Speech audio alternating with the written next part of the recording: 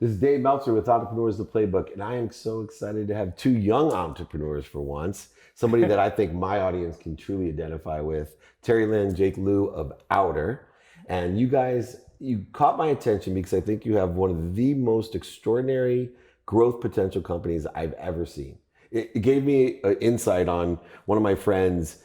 He was approached by the CEO of Uber when he was starting off for some consultative services. And I was like putting myself back going, wow, this is what he must have felt like when he was approached about Uber before they even had, Uber available. So let's talk about Outer first of all. What is Outer, Terry?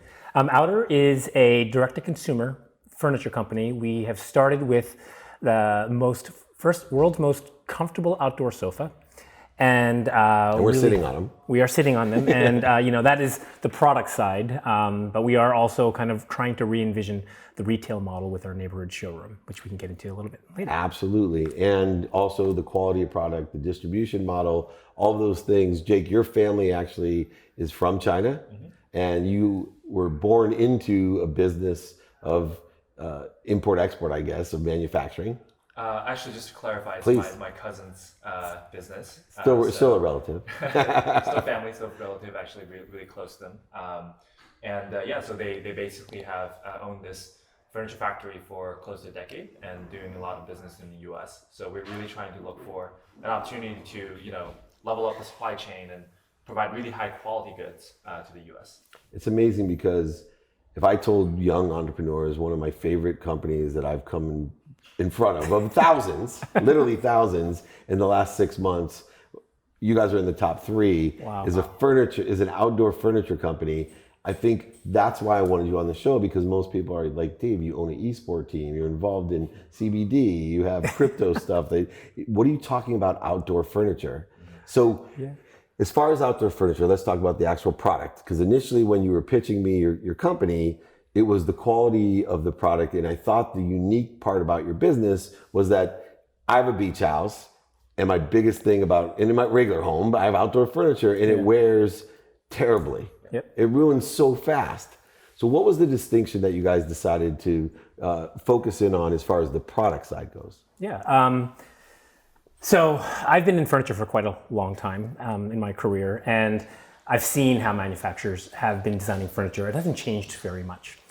And what I realized was there was an opportunity to look at how people actually use the furniture, and then identify what the problems they were actually having with their furniture that no one's actually doing. And a big piece had to do with protection. And when I say protection, it's how much of a pain in the butt it is to put on that rain cover, which actually prohibits you from actually wanting to get outside.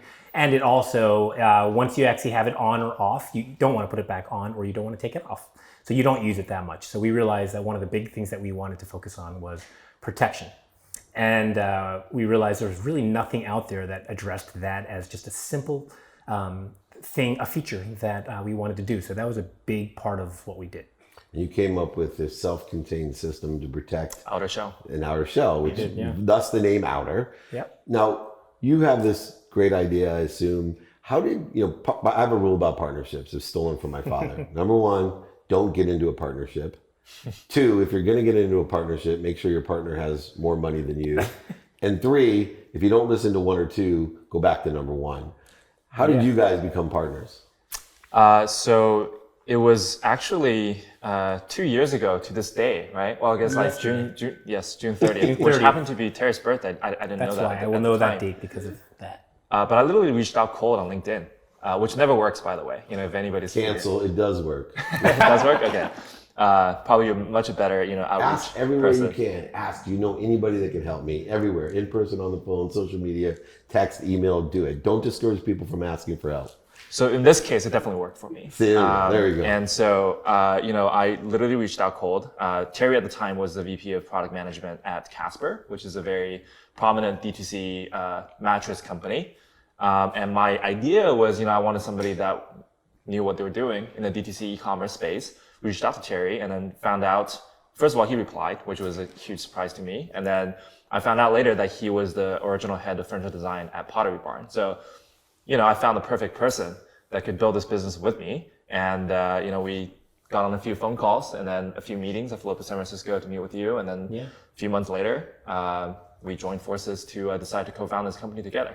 I think it's very important to know one question. Why'd you respond? Why I respond? So I do get lots of LinkedIn random messages, and I usually don't respond. And in Jake's case, he had just some keywords in there, if you want to kind of talk about like SEM or SEO, and it was basically the Casper for outdoor furniture. And so he had like the words of stuff that I knew I was good at. I was like, okay, this sounds interesting. I don't know exactly what he wants to do, but at least I know I have the experience from my past to be able to do it effectively. So I was like, okay, let's see where he's going with this. And I have to say, my wife, she said, "Who is this Jiake guy?" I was like, I don't know, but I'm going to call him because it sounds interesting. And then, as Jake said, that first call led to the next call, and then more calls after that. And I live in San Francisco, and he took the time to actually fly up, and we had our first date in San Francisco at Ocean Beach in August. And Outer Sunset. I live in the Outer Sunset, and a big part was that we realized, one, that the vision of what Jake was thinking wasn't fully formed. So there was enough opportunity to try to shape it together. And what we realized was that we shared the same values about what we cared about doing. And that was a lot more, rather than this is what I want you to do, or this is what I think the company should do, and we're just going to go at it. It's just really like going back and forth. We didn't actually do much more after that. And then, we kept talking, and then finally we're like, okay, we agree. This is the right thing we want to do in terms of like the type of product we want to do, the values that we hold for the company. And then in the end of 2017, we incorporated, and we have been working on it ever since. That's awesome. I think it's important to realize, because you're a classic case of somebody stimulated interest. You then took the effort to transition that interest, and you guys shared a vision. So now that you're there, 2017, you share this extraordinary vision, but still this business would not excite me. I just have to tell you, right? I get the material and the hassle, but with everything out there, it just isn't at the pinnacle of investment status for me. It's not at the pinnacle where I'd want to be involved. And as you know, I obviously want to be involved because I am going to elevate this brand for you, because I think what's coming up next is the most exciting thing that I've seen far beyond furniture. How did you guys come up with the business, marketing, and distribution model? Where did that come from? Because I think people need to know how these things come up, and explain what it is. I've been hiding it long enough. Yeah, so I think you're alluding to the neighborhood showroom model, which is our proprietary platform that's turning people's homes into our retail showrooms. And so it's kind of like Airbnb meets retail with a community twist to it, right? So the whole idea is that buying a bulky piece of furniture online, sight unseen, in this case a premium product, is a major decision, right? And so you really need to go and see and touch and sit in a sofa before you make that purchase decision. And so short of building expensive retail showrooms, which are not a great experience for the consumer anyway, right? You're going to a stuffy air-conditioned showroom. You're basically talking to a salesperson that's very pushy, and it's just not a great experience. And so I think I thought that this idea could really put a really interesting spin to it, where the consumer has a great experience seeing, touching, and feeling the product in person, leveraging their five senses. But most importantly, they get to meet a real customer in real life, and in a real setting. And by essentially investing into the software, the technology side of things, we can make that experience really streamlined. So we have the hosts on one side, who are actually our customers, real customers, have bought the product, and they've basically signed up, raised their hand, and say, I want to volunteer in my backyard to be part of your showroom platform. And then they actually get to control the schedule flexibility. If they're stay at home or if they're working from home, consultants, it's a really great fit for them. And then on the other side are the visitors and potential customers, who can then come to our website to see and get inspiration on the website. But then when they want to take the final step to experience the product in person, they can find the closest home near them that has our product.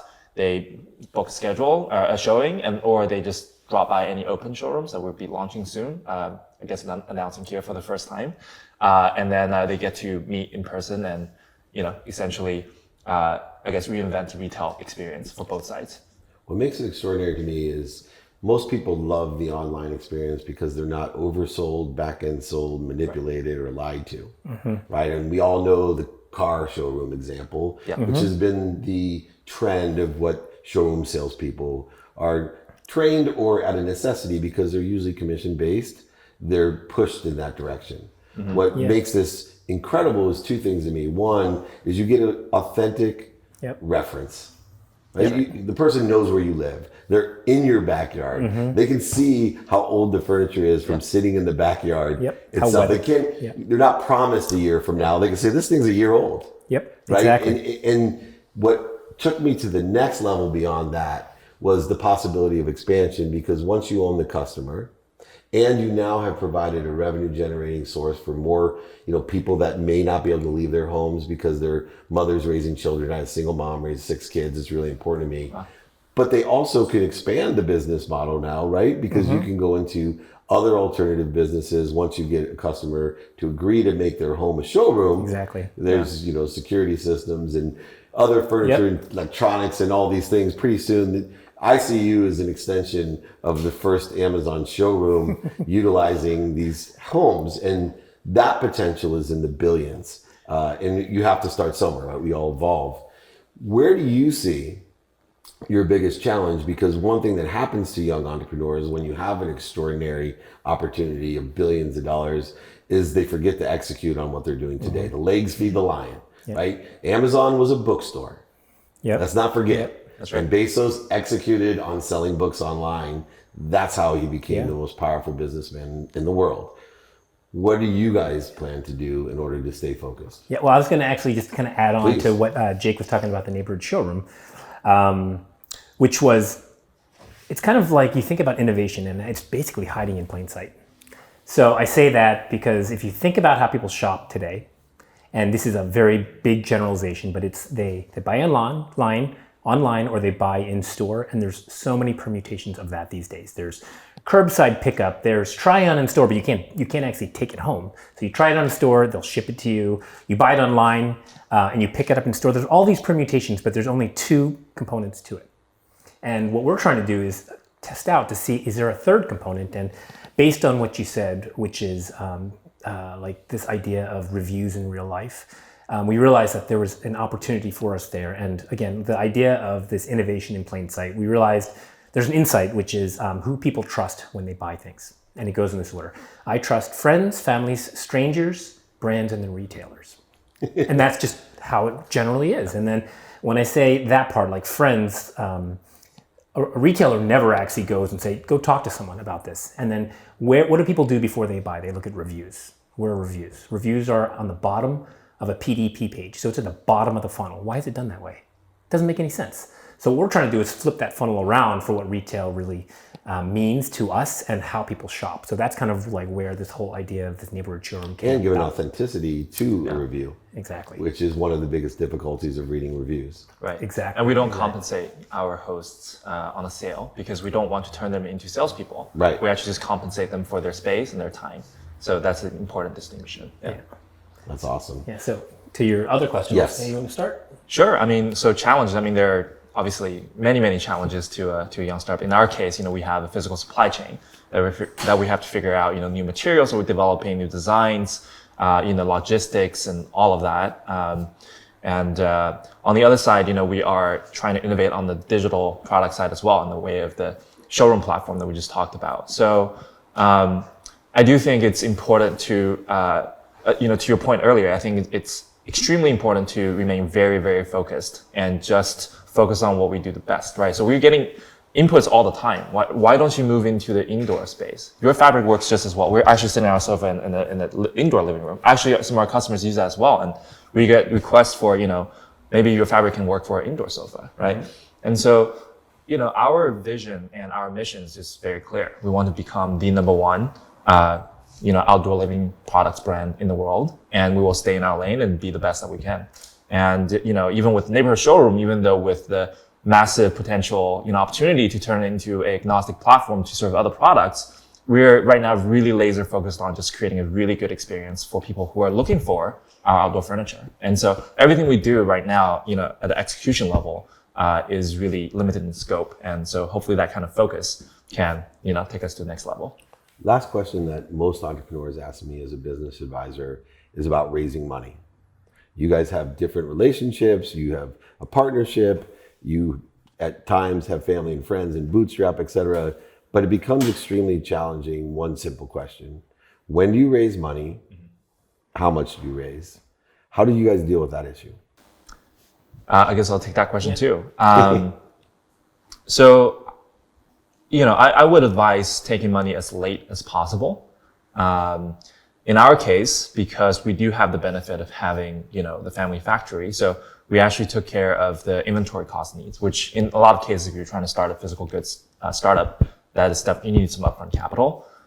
We did raise a small, friends and family round, given that this is my second time building a venture funded business. So I did have that, go in as well, which was an advantage to us. But what really made us decide to take on, VC funding was when we came across this neighborhood showroom platform opportunity. We realized that we needed to hire engineers, product people. We need to, great designers and all of that to create a digital product that's, just a new take on, retail. And so that's when we decided to raise money. And that's when, that vision really struck, chord with the VCs as well, because now you're a software startup.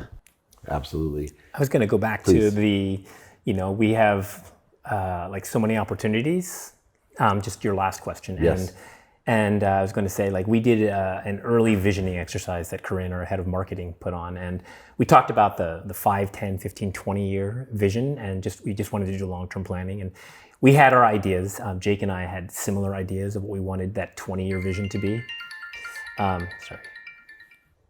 But really, going back to your question, we do have huge opportunity with what we're doing, and then thinking about like what this showroom could be. But really, like, the question we always ask is, what's the very next step that we need to do, so that we can be at the 50,000 foot level, but then be like, okay, we know that the next step is this, and then just getting back into the weeds and like, this is what we need to do to execute, so we can get to that very next thing. And at least on the investor side, it's just being able to demonstrate that we know what we need to do, and maybe they're baby steps, but we're actually doing them, we're achieving them, and moving on to that very next thing.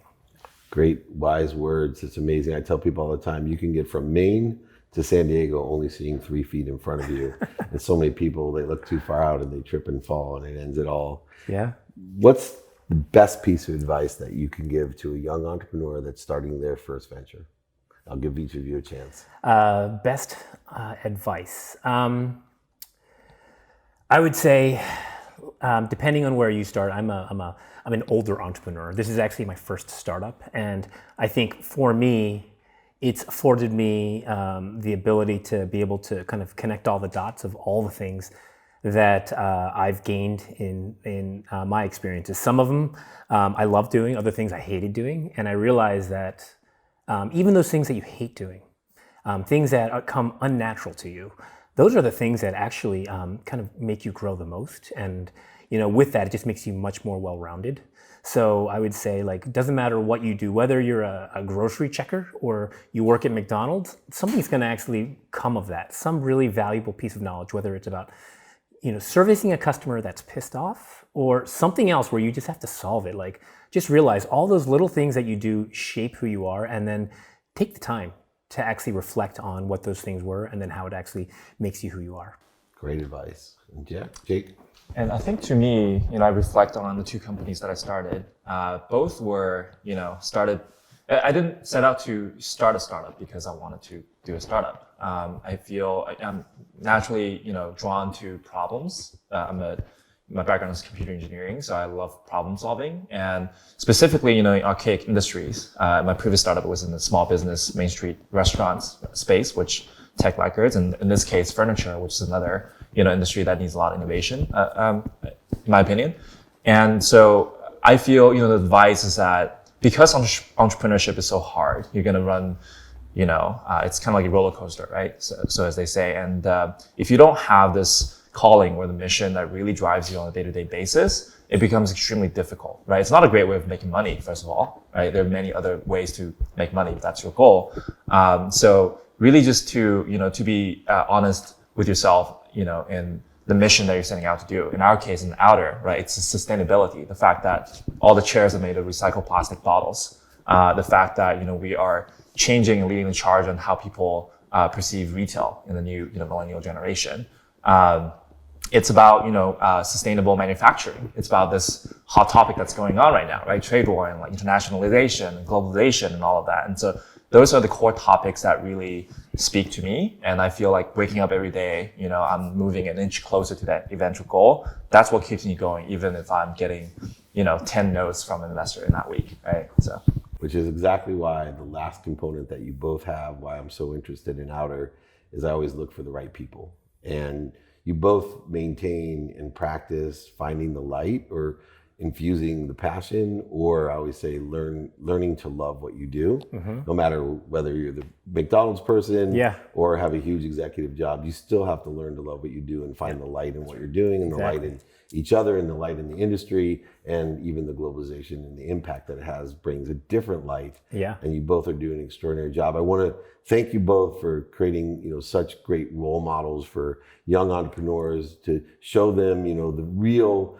vision of what it's like to have a startup, how you can think outside the box, how pragmatically you can execute on your plan, and as well still have a humanitarian view of what you're doing with some sort of social impact, which is obvious next to me. So Terry, Lin, Jiake Liu, liveouter.com. Check them out. Outer, this is Dave Meltzer, Entrepreneurs, the Playbook.